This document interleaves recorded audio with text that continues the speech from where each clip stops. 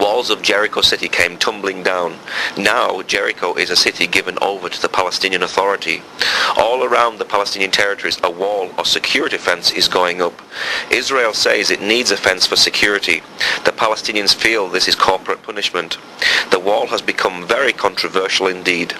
Building started on the wall on the 16th of June 2002 and it is still being built today. The wall or fence is 403 miles in length and 8 meters high and is costing 115 million American dollars. But what do the people here think about it? I spoke to Danny Awad, the pastor of the Baraka Presbyterian Church in Bethlehem, and asked him how the wall is affecting the Christian community in Bethlehem. Of course, it affects in many ways, especially most of the Christians here in Bethlehem. They live from tourists, from olive woods factories and so on. And since they built the wall, many tourists stopped coming to Bethlehem, and even the Christians, they stopped going to Jerusalem to work there. It became more squeezing there. The tourists stopped coming to Bethlehem to have more to work or to get in the souvenir shop, which is more the income for the Christians working in the olive wood. Now, do people feel that the wall is a kind of corporate punishment? Well, it is, yes. It's a punishment not for certain people from the Palestinian people, but for the whole nation.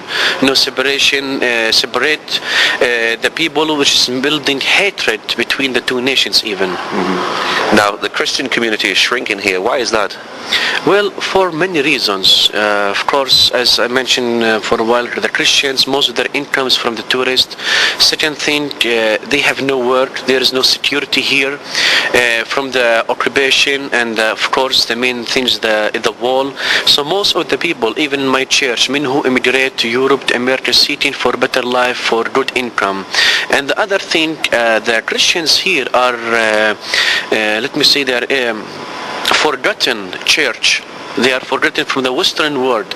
Many tourists, many from America, Europe, come into Bethlehem to visit the dead stone, to visit the churches, the old places, but none of them are coming to visit the living stone, which they are the Christians, the true people, the true Christians here in this country. Now, do you think that the wall itself will save lives on the Israel side? Well, that's what the Israelis before they used to say it, but not anymore. We can see the problems going on inside the wall, and sometimes the suicide bombers or these things happened inside Israel. Of course, it will not save. It will not have a safe for them, because they are building the wall in the Palestinian side, which is building more hatred between the generation, and it will continue more and more even inside the wall, inside Israel too. So how has the wall affected the attitudes of the believers, particularly like in your congregation? Well, let me say before I speak about my church members, about me, 3 months ago I received a phone call from one brother in the hospital in Jerusalem, asking me to come and to pray for him. I told him in the phone, I am very sorry, I cannot come because I don't have a permission to go to Jerusalem. So it was what I did. So I called one minister in Jerusalem. I asked him to go and to pray for one of my church members who were dying there in the hospital because of the cancer. Even for the believers from our church, not only from our church, for many believers, they are facing the problems. They used to have work in Jerusalem. Since the wall was built, they cannot go to Jerusalem, and now they left without work, without a job. And the other thing, the communication between the Christians from Bethlehem and in Jerusalem or inside Israel, let me say 80% stop. Only in the phones or in the emails we can talk to one another. So as a pastor, how do you deal with this situation? Because you're going through many of the difficulties that your congregation is going through as well. Well, in many ways, of course, the most thing is to pray for them, to encourage them to stay here in the land, to encourage them in many ways. Of course, we cannot encourage them 100% to stay here with a good income and everything, because we cannot offer these things. But most of the things we are praying for them, and we encourage them in our sermons, our preachings, our Bible studies, visitations, to tell them that to stay here in this country and to pray for one another. It's a persecution, not because of our faith, but it's for the whole nation. Greg Olsen is a Messianic believer who lives in Jerusalem on the other side of the fence. I asked him about Israel's wall. Is it good or is it bad? Well, it's a very opinionated question, Paul. The wall, from a stance of security, has been good for Israel and for Jerusalem. Since they've built the wall, we've had very few terrorist attacks. And so that's been good for the people, the residents of Jerusalem. We understand that it's been very hard because of where it was hard to disseminate where to put this wall for security purposes. We had there was families who lived in Bethlehem that sued to make sure they got put on the other side of the wall. They did not want to be on that. So it was very controversial. And I think Israel knew that when they built it, it was going to be controversial. But the main idea was security at the time. Now, many Palestinians believe that it was a land grab. Would you agree with that? My opinion is that it's not a land grab in the sense that since the Oslo Accords in 93 and the Western world accepting the fact that they wanted, as President Bush said, we want 2 states. If the Palestinian Authority wants to become a legitimate sovereign state, it must expect there to be borders between its territory and Israel's territory. And I think many of these peace people didn't think about this part of it. And I think many of the poor Palestinians, who I understand it's very difficult, who make their living, their income from working in Jerusalem, for many of them, second generations, it's been a shock for them because they were not ready. They're thinking, okay, autonomy, our own rule, our own thing, our own vote. But I don't think they realize that with 2 states, borders are a natural part of 2 sovereign states. Now, how has the wall changed things for the residents of Jerusalem? I think there's a sense of peace. It's not an attractive thing when you see it. For the people who live in Gilo, they look at it, it's kind of ugly. Everybody agrees it's ugly. But again, for the people in Jerusalem, I think there's a sense of security because it's actually had that effect. If they had built the wall and we had bus bombing, I think the Jerusalemites would say, well, why did we do this? It's done nothing. But there has been a real tangible effect, and we have not had a bus bombing, thank God, in a long time. Now, Palestinians can't come into Israeli territory without permission, and Israelis cannot go into Palestinian territory. How do you bring Israelis and Palestinians together because there's a wall right down the middle? It's difficult. There's been many peace initiatives, the Paris Peace Center, and all the different things where they're trying to bring people together to have peace, to build relationships.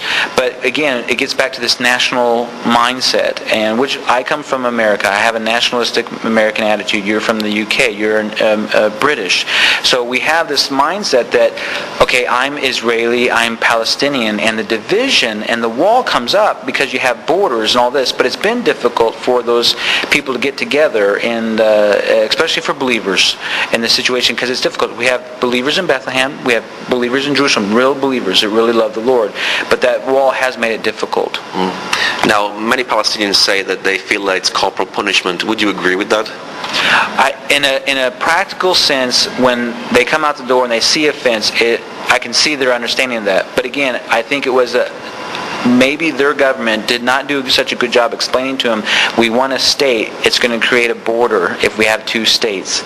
And the land grab, as far as what is a land grab, what's not a land grab, where the fence needs to go, where the fence wasn't going to go, that's all up in the air. Now, they built the fence for security. Ariel Sharon said it would not be the final peace agreement, the final border, knowing it would probably have to be moved in different places.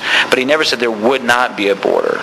So I think it's been very difficult. But as far as the land grab, it's still being negotiated. It is right now a security fence. Do I personally believe it could become part of the final status quo, the final agreement, if there was one between the 2 people groups? I do think part of it will become a border eventually.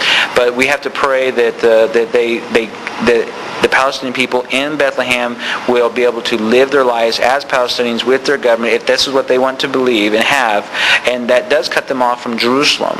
But there is I do know for a fact that they're trying to build a corridor around East Jerusalem, so there will be a continuous road and private autonomy between Ramallah, East Jerusalem, and into Hebron. So that is something that's all being negotiated. But I understand their feelings about that, but I wouldn't say it's corporal punishment. They're not trying to hurt the Palestinian people. Israel's not. As you know, many of the people lived very well under the idea of control in Bethlehem. They were very prosperous. And since the autonomy has been given, it's been very difficult for many of them economically, and I think maybe even some of the psychology of it, not really recognizing that they were going to create 2 states, a border was going to eventually be created. Now, how has the security been now in Jerusalem? as we said earlier, I think the security is vastly improved, and we thank God for that, because no one wants to see anybody killed through terror. War is war, and there's always deaths in a real war. But terrorism is, of course, the most horrible thing, because innocent civilians are targeted, not non-combatants, as you would say under international law, and there's been atrocities and horrible things happen on both sides. But I hope and pray that in the future that things will get better. But again, from living in Jerusalem and West Jerusalem here, in this part of Jerusalem, I definitely feel like I'm not, every time I get on the bus now, looking back over my head. Every time I get on the bus, being concerned about, is there someone going to get on here? So it's obviously had an effect of security, feeling at least more secure.